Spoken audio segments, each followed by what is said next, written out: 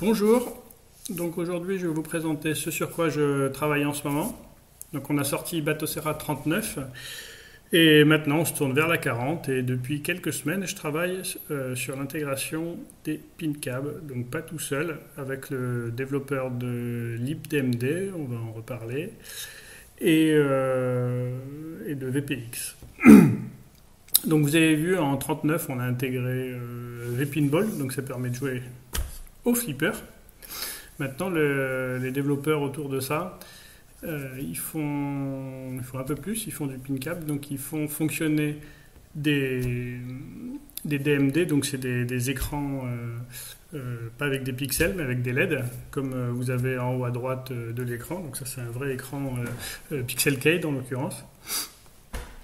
Ils font également, pour faire ça, ils ont besoin également de plusieurs écrans. Donc il y a l'écran qui contient le flipper, la vitre derrière qui contient un certain nombre d'informations sur le jeu, et souvent il y a un troisième écran qui est tout en haut qui donne le score et un certain nombre d'informations. Donc pour arriver à faire fonctionner tout ça dans Batocera, c'est pas gagné. Alors tout d'abord, qu'est-ce qui fonctionne en 39 ? En 39, vous aviez le Pixelcade qu'on a intégré il y a une ou deux versions. Donc le Pixelcade, c'est l'écran que vous avez en haut à droite, c'est écrit. Donc il y a un écran à LED. Et pour faire fonctionner le Pixelcade, on utilisait le logiciel de Pixelcade, donc un logiciel propriétaire. En V40, Pixelcade, le logiciel disparaît. On utilise une bibliothèque qui s'appelle libdmd, donc qui sert à faire fonctionner les différents DMD. Actuellement, ça fonctionne avec deux DMD, donc le Pixelcade et le TheDMD, un autre donc, DMD qui est français et qui est disponible en plus à un coût bien moindre, il est autour d'une centaine d'euros. Voilà. Donc c'est des écrans à LED qui font, dans la version standard, c'est du 128 par 32. Et chez TheDMD, il y a également une version HD qui fait 256 par 64. Mon écran, parce que je vais vous montrer les différentes choses sur lesquelles on a travaillé, et puis ce qu'il reste à faire, puisque voilà, je n'ai pas fait une vidéo depuis longtemps, donc j'avais envie d'en faire une, pour vous montrer l'état d'avancement, puis j'en referai une quand ça marchera mieux. Donc en haut à droite de mon écran, vous avez le Pixelcade, qui est branché en dessous à mon Steam Deck, ma machine principale pour faire mes développements, mes tests. En dessous, vous avez de la ligne de commande, on va voir ce qu'on va faire avec. Vous avez également derrière un navigateur web, on va voir ce qu'on en fait. Et puis moi. Donc là, j'ai branché le Pixelcade au Steam Deck. Donc bon, vous voyez plus ou moins, c'est pas très grave. Dans les menus, pour l'instant, on a intégré deux services. Donc un service qui s'appelle DMD Real et un service qui s'appelle DMD Simulator. On va voir ce que c'est que ça. Donc d'abord, je vais aller sur DMD Real, je vais l'activer. Et si ça marche, voilà, le Pixelcade il clignote. D'un seul coup, ah oui. Alors par contre, il y a quelques bugs d'affichage, mais c'est en cours de correction. Donc normalement, on a l'image, c'est ça, on a l'image du truc d'avant. Donc c'est un peu bizarre. Regardez, je suis sur Mario. Si je vais sur jeu de tir, ça va afficher Mario, et si je vais sur favoris, ça va afficher jeu de tir. Bon, c'est pas très grave. Là, on a un petit bug de décalage. Donc le développeur est dessus. On a également un problème sur le Pixelcade où le rouge et le bleu sont inversés, mais c'est les principaux problèmes qu'on a. Au-delà de ça, du coup, quand vous branchez, maintenant, vous avez les logos qui apparaissent. Alors avec, grosso modo, il y a quelques logos qui s'affichent pas bien. On va voir ça. Alors ça existait déjà avec le Pixelcade, mais là, ça passe par libdmd maintenant, donc la bibliothèque de libre qui permet de faire ça. Alors on a également les marquis qui s'affichent, alors un petit peu de bug aussi, mais bon c'est pas très grave, ça va être corrigé. Donc voilà, on a les logos des jeux. Donc voilà, c'est plus fait à la base pour du flipper, mais ça marche aussi dans Batocera quand on le branche. Je vais vous montrer que, également, en fait, ça sert à trois choses. Ça sert, enfin, d'un côté, on affiche les logos des jeux et des systèmes. Une deuxième chose qu'on va faire fonctionner et qui marche déjà en 39, puisque libdmd est déjà inclus dans la 39, c'est tout ce qui est pinball. Donc ça, je vais vous montrer que ça fonctionne. Donc je vais mettre n'importe les Goonies. Donc là, une première différence par rapport à la 39, donc sur la 40, c'est que maintenant, libdmd fournit un serveur. Donc on a discuté avec les mecs. Et le fait que c'est un serveur, ça fait qu'en fait, plusieurs processus, plusieurs applications peuvent taper en l'occurrence sur le Pixelcade.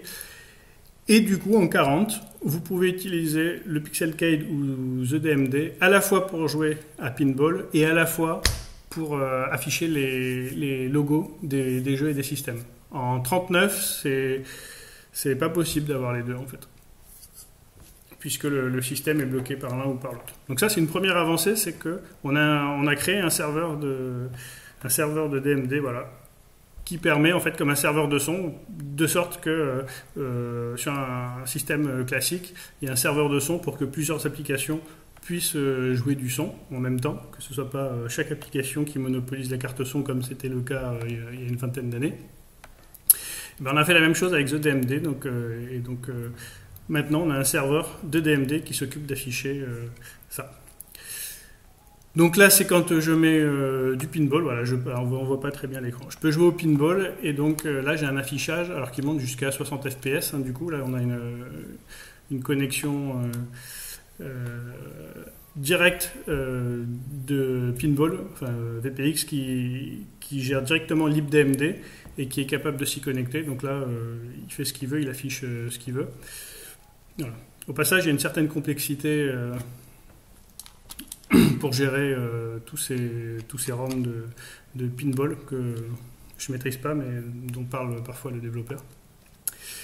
Donc ça gère les pinballs, ça gère les logos. Alors, plus ou moins bien pour l'instant, avec le décalage, mais c'est pas très grave. Et une autre chose que je voulais vous montrer, c'est qu'on a un client pour pouvoir se connecter via les scripts. Et en fait, c'est ce que fait... c'est comme ça que fonctionne quand on change de jeu pour afficher les logos. On a un client pour afficher des choses. Donc, par exemple, si je veux afficher du texte, AA, il faut le faire 2 fois malheureusement, à cause du bug, voilà. J'affiche du texte.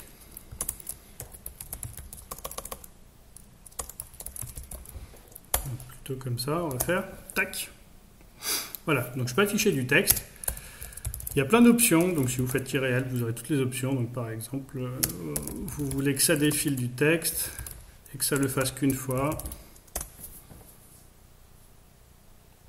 Ah, donc il n'y a pas le bug quand on fait une animation. Voilà, donc vous avez ça. Alors vous pouvez changer la vitesse, les couleurs, etc. Donc ça c'est pour faire du texte, mais on va faire des choses un peu plus rigolotes. Touc touc touc.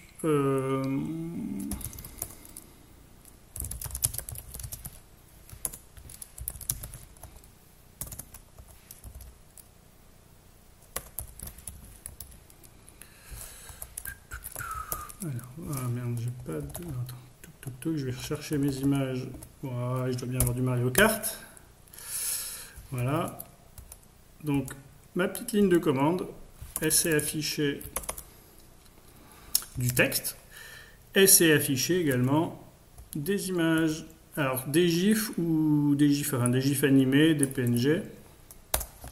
Voilà, donc là j'affiche... il y a un décalage. Et c'est la mise en veille qui a affiché l'image bateau CERN. Voilà, donc là, une image pas forcément très intéressante. Je vais plutôt mettre le marquis.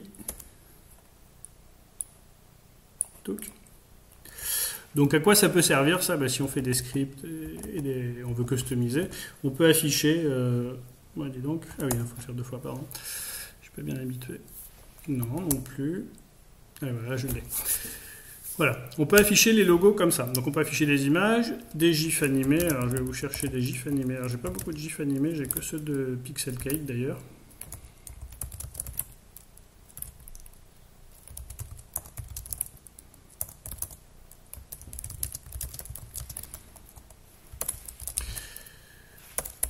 vais vous montrer celui de Sonic qui me pose souci à cause. Ah, quoi qu'il y en a des sympas. Alors, je sais plus si c'est avec Street Fighter ou dans May, mais il y en a des pas mal. Bon, alors on va faire autrement parce que je sais pas quoi mettre. Tac, je vais prendre tout ce que je trouve et je les joue.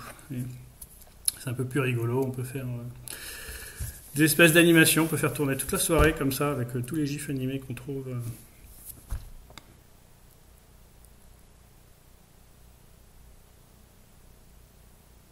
Bon, bah après ça vaut ce que ça vaut. Ça, c'est les gifs animés. En fait, on peut mettre des animations ou du texte quand on gagne un achievement. Donc vous êtes en train de jouer. En fait, il y a une notion de couche. Vous pouvez afficher deux images en même temps, mais il y en a une qui a la priorité par rapport à l'autre. Donc vous êtes en train de jouer à Mario Kart. Il y a l'image de Mario Kart. Et puis, d'un seul coup, vous débloquez un achievement. Pouf, ça affiche une animation. Et puis, quand elle est terminée, l'animation, eh ben, ça l'enlève et ça remet l'image de Mario Kart. Bon, ça, c'est quelques images. Et alors, je vais vous en montrer un autre rigolo. Ah, ouais.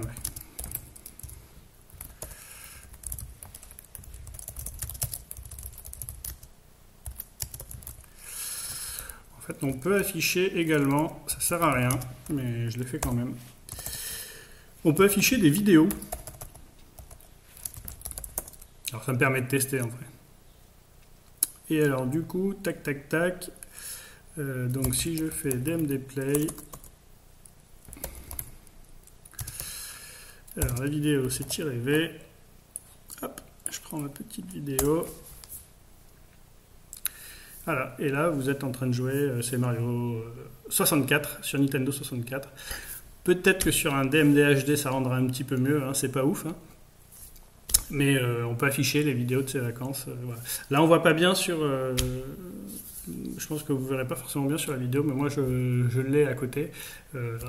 Ça va en un débit nickel. Hein. C'est vraiment... il y a la vidéo comme ça. Alors autre chose, donc là je vous ai montré voilà, les différentes choses qu'on pouvait faire avec le DMD qu'on voulait avoir, donc ça c'est une première chose qu'on voudrait. Deuxième chose sur lequel j'ai passé quelques soirées pour l'instant sans succès, c'est le multi-écran sur Batocera. Alors avoir du multi-écran sur Batocera, c'est pas compliqué techniquement à activer, hein. Je peux activer 2-3 écrans quand je les branche.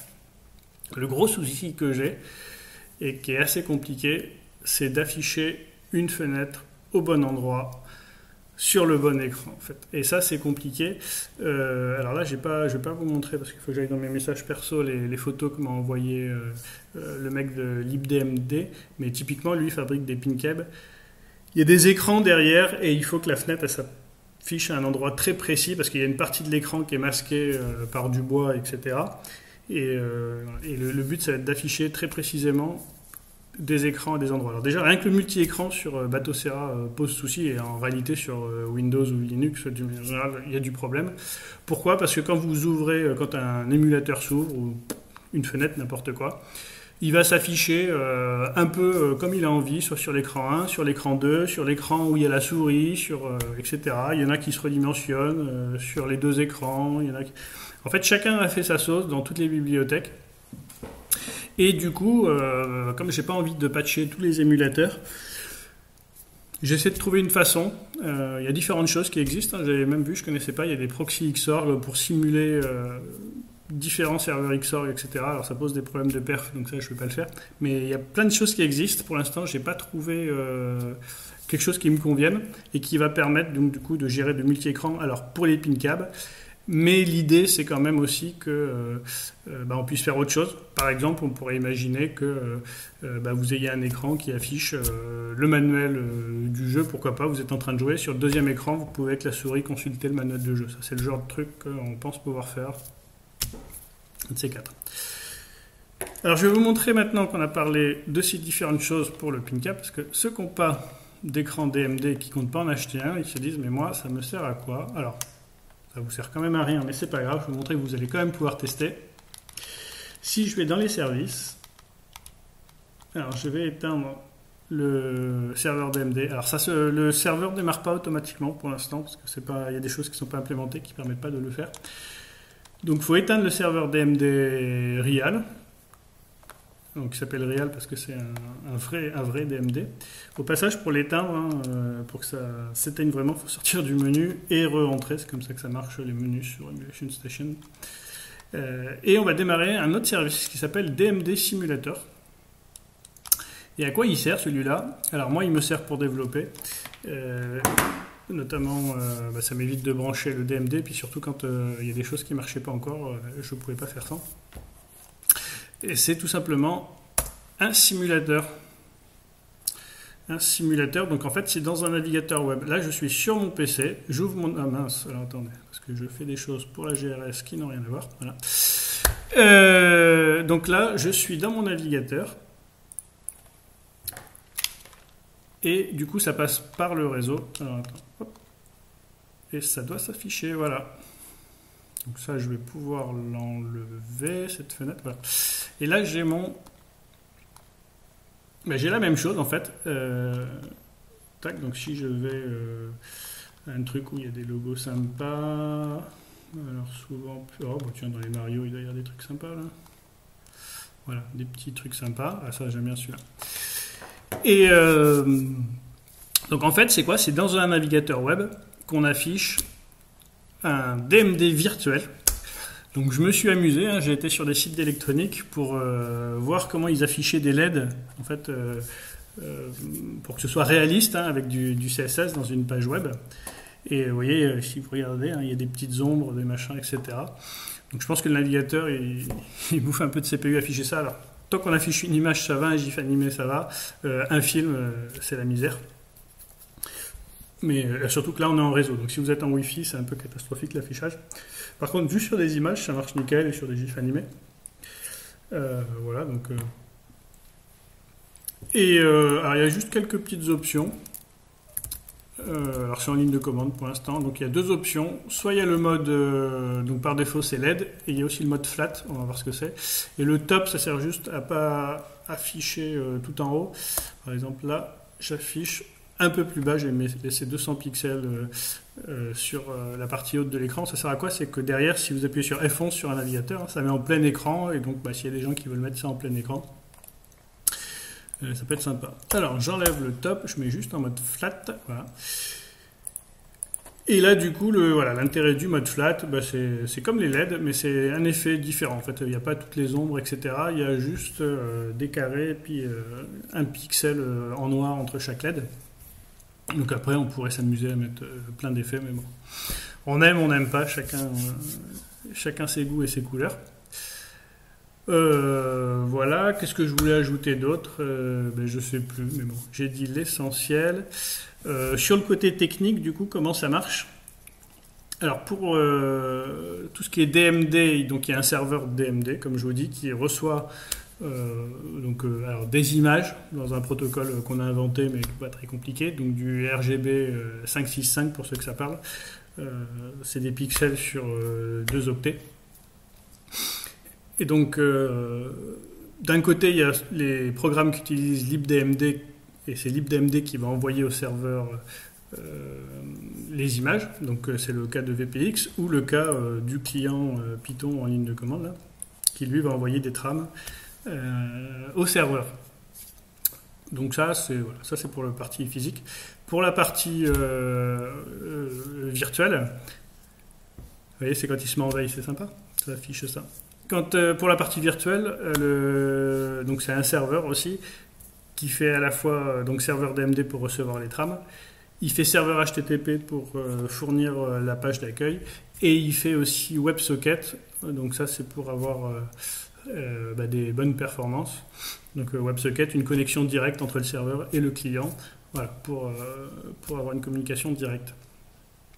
Voilà, donc je vous en ai dit à la fois beaucoup, à la fois vous voyez, ça marche quand même.